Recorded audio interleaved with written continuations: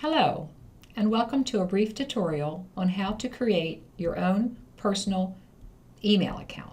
For this demonstration, we will be using Gmail, which is owned by Google. Gmail is a free account, so let's get started. Open up any browser of your choice. You can use Internet Explorer, you can use Firefox, you can use Google Chrome, you can use Safari. For me, I'm going to be using Safari because I am working from an Apple product. The first thing, once you're in your browser, you need to do is navigate to the address bar, which is in the upper portion of your screen. And for here, it says aacc.edu. I'm going to tap in there to turn all of the words blue, and then hit the delete key on your keyboard to make those words go away. Just like that. Now, in the blank address bar, let's type in gmail.com.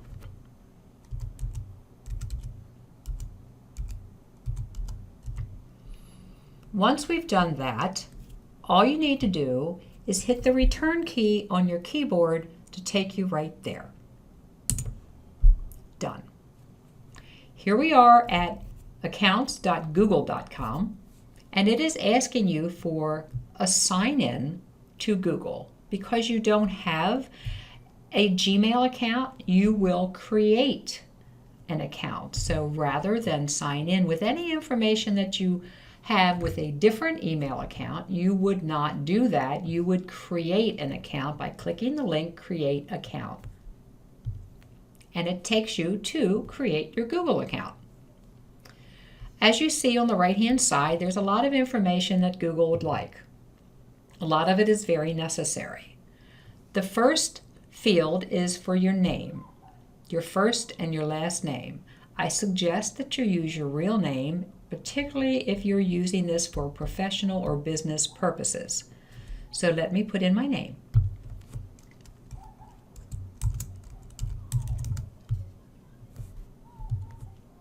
And my last name. The next field, choose your username. You can use letters, numbers, and periods. I would suggest that you come up with a username that has a portion of your own name in it. Try and avoid whimsical names because you are using this for professional and business purposes. Let me create my username.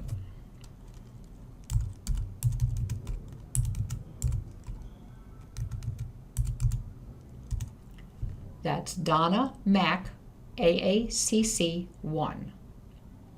The next field is create a password. Tap in that field.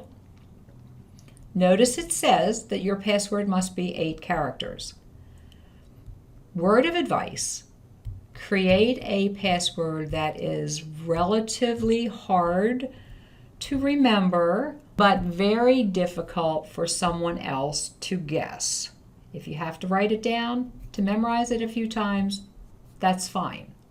But do not use an English word. Use letters, random, numbers, even special characters. This way you can feel more confident that someone will not guess your password. So let me create what I consider to be a secure password.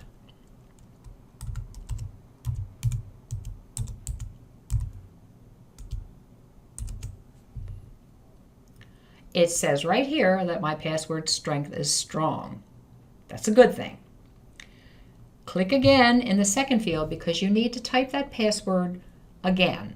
And if you mistype and it doesn't match, it will tell you.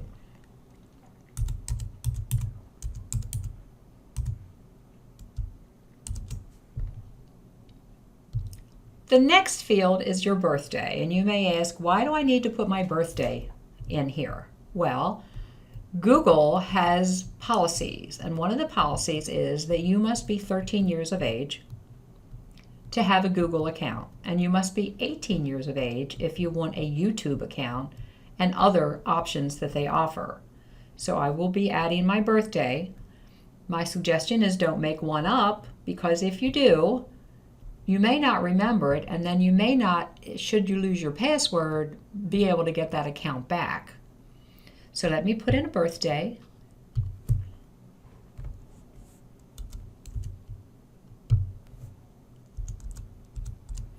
And move on to the next field. The next field is gender. Again, you're asking, why do they need to know if I'm male or female?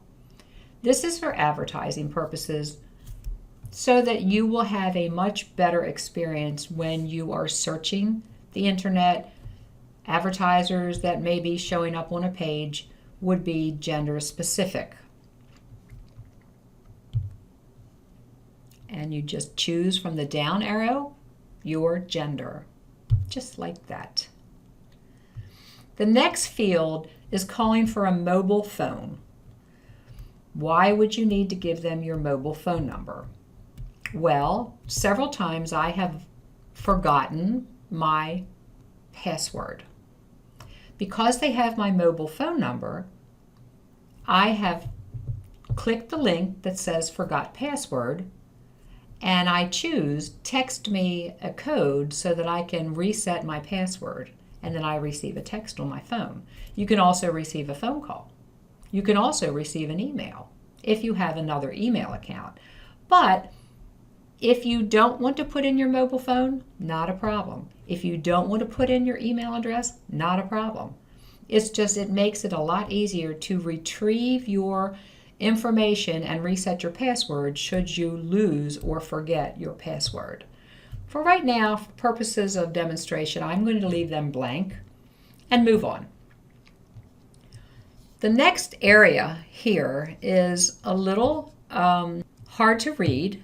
Move this down just a tad. Prove you're not a robot. What does that mean? Well, it means that a robotic program, a lot of scammers will try and create fake Gmail accounts. And only a human can read these graphics. A robotic program cannot read the graphics that show up on this image. If you're having trouble reading that image, and clearly I can see it says 3321, looks like it's on a mailbox, you will type in what you see if you can read it. If you have trouble reading that image, you can always click this little, you'll follow the cursor, this little refresh to get a new challenge. And you can continue to click that several times to get a new challenge. Or you can click the bell here and it will speak out, if you have speakers on your computer, what that challenge is. For me, I can read that 3321. I've clicked in the space and I'm going to type in 3321. You will never see this again, so don't worry about having to remember it. Location, if it isn't already pointing to the United States, you would hold down the little tiny arrow and find your United States. Click that, and it points you right to where you live, in what country. The very last thing that you must do is agree to their terms of service and privacy policies. I encourage you, if you want, to read the terms of service and to read the privacy policy. It's very long and it is very technical.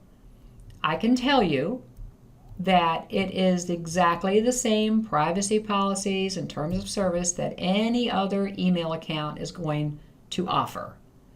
So, to save time, for me, I'm going to just click I agree to it. Hit that little box with a little check mark, and you are ready to go. The only thing stopping you from having a Gmail account at this point is clicking Next Step.